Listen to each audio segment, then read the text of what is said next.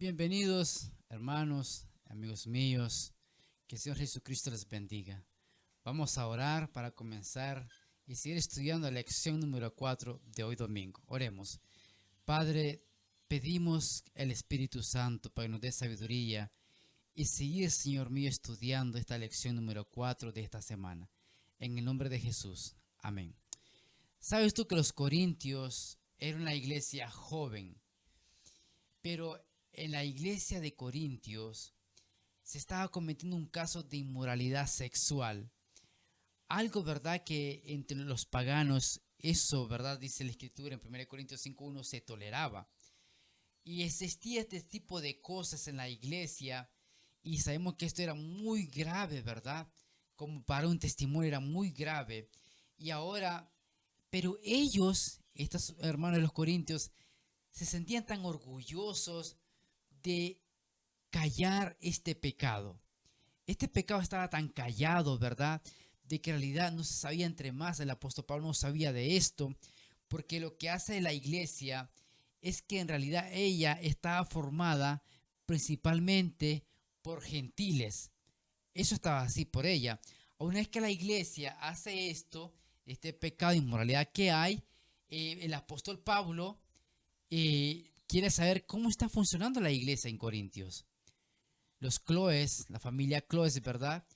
Ellos le dan la información al apóstol Pablo que la iglesia está cometiendo pecado. Y es por eso que el apóstol Pablo manda esta carta urgentemente, ¿verdad? Por Tito, la lleva y entonces vemos sobre los resultados. Lección domingo se titula Disonancia entre la fe y la práctica. La palabra disonancia significa en latino, ¿verdad? Sonido desagradable, creencias que chocan con tus acciones. Esa es la palabra disonancia. Y sabemos, ¿verdad?, de que siempre a nosotros, tanto los teólogos, los pastores, como también, ¿verdad?, los laicos, nos dan buen consejo cómo debe de funcionar la iglesia. Nos enseñan esto, nos enseñan los otros, qué metemos de usar para llegar a ser buenos cristianos, para alejarnos de tales cosas. Pero bien, ¿sabes tú que también la Biblia nos enseña qué cosa no debe de ser la iglesia, no debe de hacer, no debe de practicar la iglesia? Ahora vamos a los textos principales, 1 Corintios capítulo 5, versículo 1, que nos dice: de cierto se oye que hay entre vosotros fornicación, y tal fornicación cual ni aún se nombra entre los gentiles, tanto que alguno tiene la mujer de su padre. Para los corintios, para ellos esto era normal, ¿verdad? Pero para los judíos no. Los judíos, esto le había prohibido el Señor. Por tanto, esta creencia también de los judíos, estas verdades que fueron dadas por Dios allá en el monte Sinaí, también tenía que ser aplicado a la iglesia joven, a la iglesia de los gentiles, porque estaba más por gentiles, otras para la iglesia.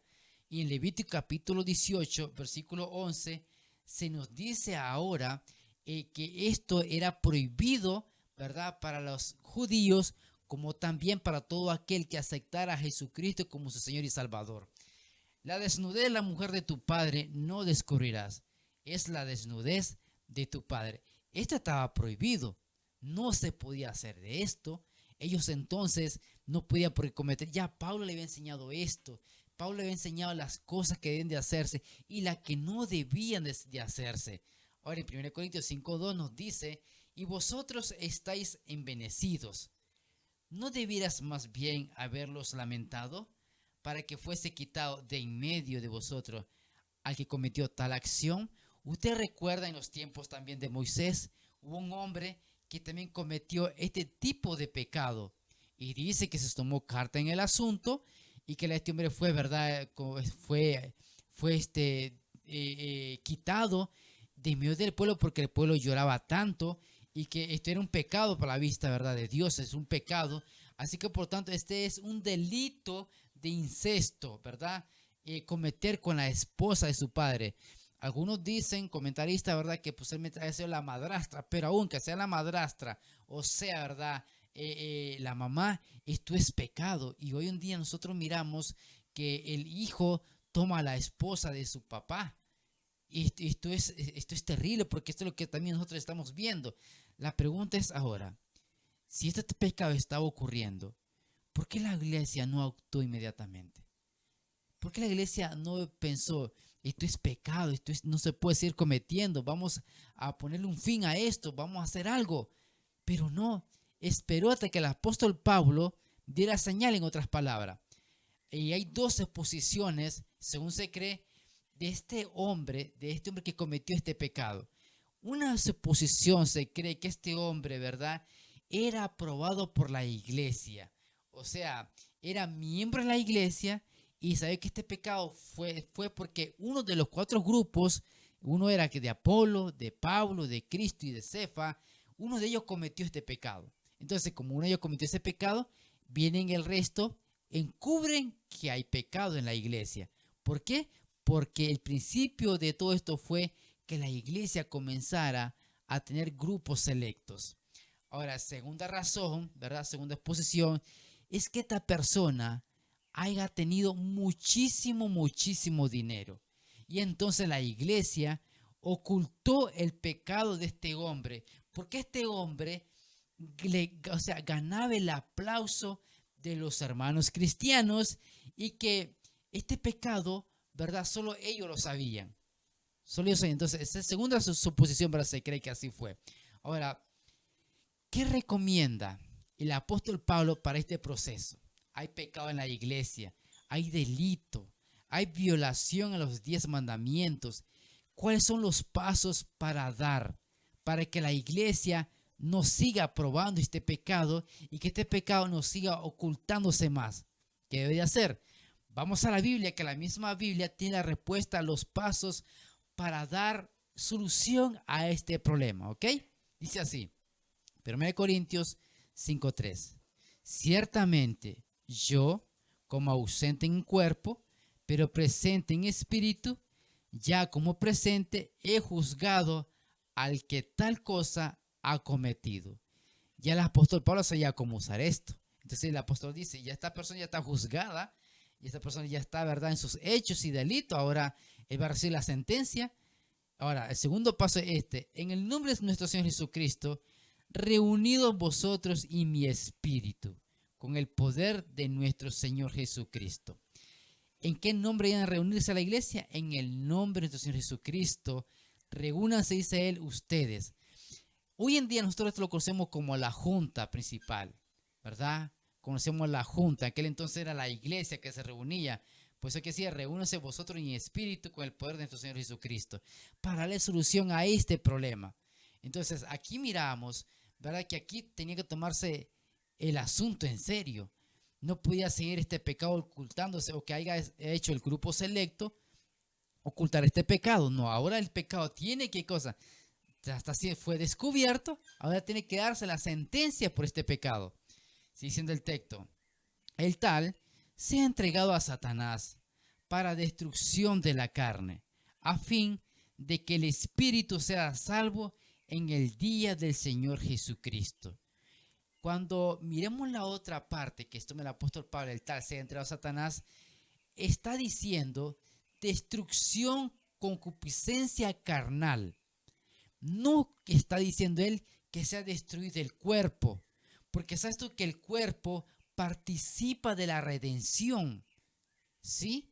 Romanos capítulo 8, versículo 3 nos dice claramente, y no solo ella, sino que también nosotros mismos, que tenemos las primicias del Espíritu, nosotros también gemimos dentro de nosotros mismos, esperando la adopción, la redención de nuestro cuerpo. ¿Te das cuenta? Entonces, cuando el texto dice que sea entregado a Satanás para destrucción de la carne, es la concupiscencia carnal, es los deseos carnales, porque usted bien sabe que ningún carnal va a heredar el reino de los cielos, ninguno.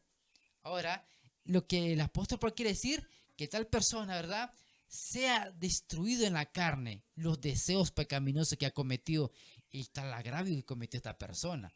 Eso significa también mortificar los hechos del cuerpo. Eso es ser entregados a Satanás. O sea, quiero leerte este comentario contigo, quiero compartir lo que dice así. Era un veredicto que había de cumplir, no con crueldad sádica y fría, sino con el dolor que se siente cuando se pierde un ser querido. En la iglesia primitiva, detrás del castigo y de la disciplina, estaba la convicción de que había que rehacer, no que deshacer al que había pecado. Nosotros como iglesia no estamos, ¿verdad?, para deshacerse de la persona. No, porque todos pecamos, todos somos pecadores, todos fallamos. Y usted posiblemente diga, hermana, usted está aprobando el pecado. No estoy aprobando el pecado. Si el apóstol Pablo mencionó el pecado por su nombre, yo también mencioné el pecado por su nombre, porque tales son las reglas y así está escrito, así debe de ser lo que es para solucionar el pecado, este problema en la iglesia. Eso es. Porque el siguiente versículo que dice ahora, mire que para esta persona que es pecadora hay solución, dice el texto, porque el espíritu sea salvo. O sea, es decir, la parte espiritual del hombre en la cual se manifiesta el Espíritu Santo. La aflicción temporal a menudo conduce a la salvación permanente. Y esto quiero que tú entiendas. Posiblemente tengas un familiar, un amigo, posiblemente seas tú mismo que ha cometido este gran pecado en la iglesia.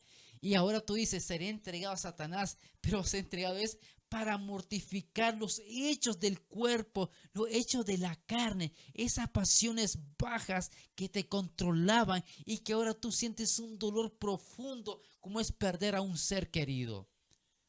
Y este pecado has perdido a tu esposa, has perdido a tus hijos, has perdido a la iglesia, te sientes perdido, pero aquí vemos ahora que a través de esta aflicción, a través de este dolor que tú sientes que es temporal, esto te puede conducir a la salvación permanente.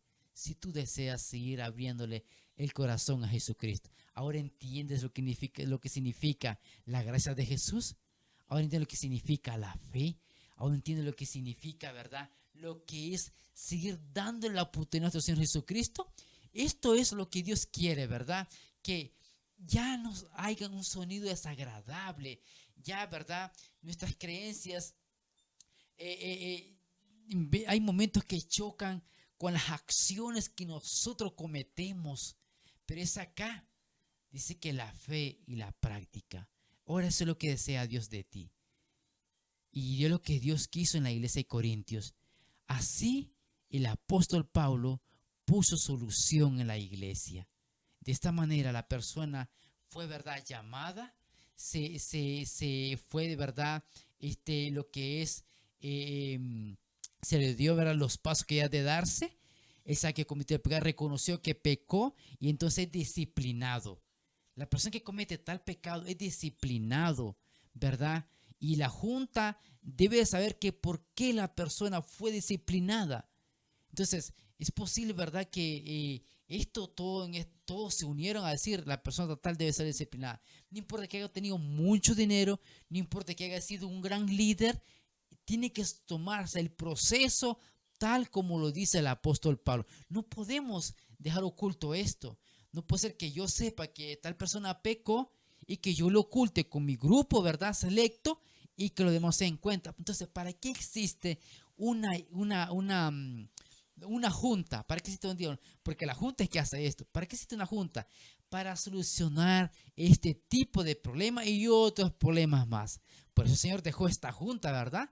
Dejó la junta en la iglesia. ¿Para qué? Para que haya esta solución y ponerle fin al pecado. Porque esto así, nosotros no hacemos esto, no hacemos los pasos que dio el apóstol Pablo, entonces quiere decir que también damos rienda suelta al pecador, que siga pecando él, que peque la fulana, que peque el fulano. No, tiene que ponerse un fin, así como lo hizo el apóstol Pablo.